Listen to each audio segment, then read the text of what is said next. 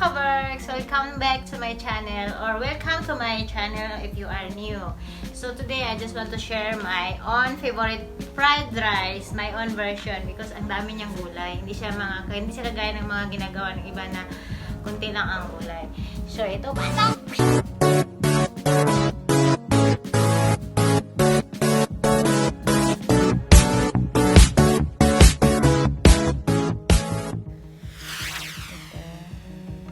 Over na okra.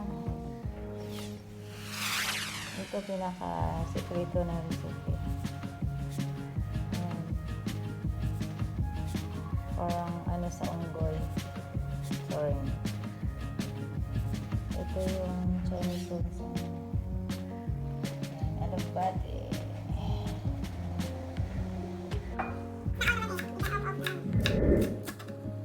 Next, dilis.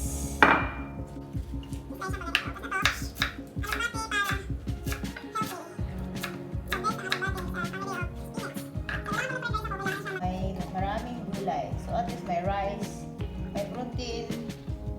Kasi ito, kailangan, pag nagluto ako, kailangan may green, may yellow, may red.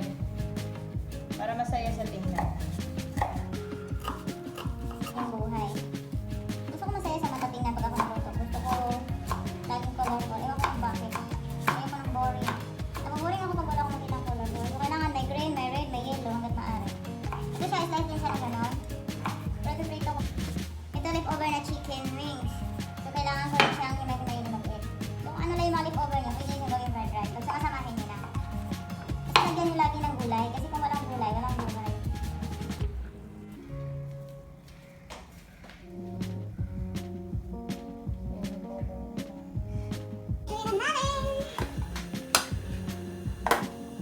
Painitin muna natin ang kawali. Ating rice. Stainless steel siya. Ito po yung lagi kong ginagamit. Dahil ayaw ko lang matunog eh. Ayaw ko ng ganito.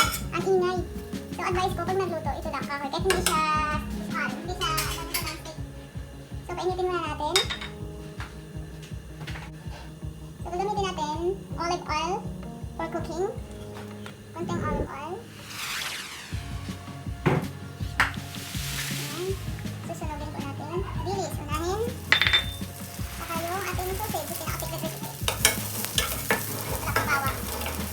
Dito ko muna sunugin siya para maabot yung amoy. Pag lumabas na yung amoy, yun yung masarap yung amoy eh. Kasi pang walang amoy, sarap. Yan, mapoy na siya. Hindi naman sunugin na kante yung. Gusto ko lang siya mag-brown-brown. Ayan, brown na siya. Hinaan mo yung apoy, medium. Ito na. Bago yung bawang.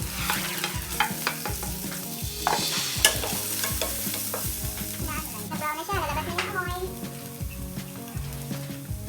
Dagdagan ko na ng olive oil. Pag nag-brown na yung bawang, ayan na. Itong colorful na sili, mahaba. Medium fire. Kailangan sa pagluluto kasi para sa atin, kailangan adjust mo talaga yung fire mo eh. Kasi kung hindi, gulay, okra. Alugbati. Ang dami kong gulay. Sorry kasi mas maraming gulay talaga nilalagay ko. Favorito ko yung alugbati. Haluin mo lang siya. Within 2 minutes. Sorry guys, so gusto ko talaga maraming sahog. Spicy po to guys. Yan! Malutuin na natin yung pangsiga.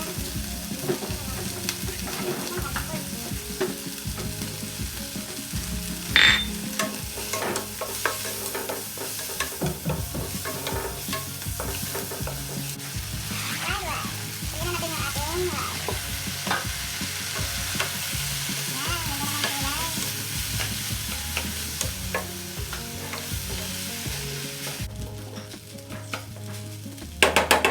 Delicious. Ang ating nalaman ko ating. Ayan, meron kami ganyan. Siguro mga 3 to 5 minutes lang. So sa lasa niya, kailangan ko yung bahala anong lasa. Kasi ako minsan maalat ako.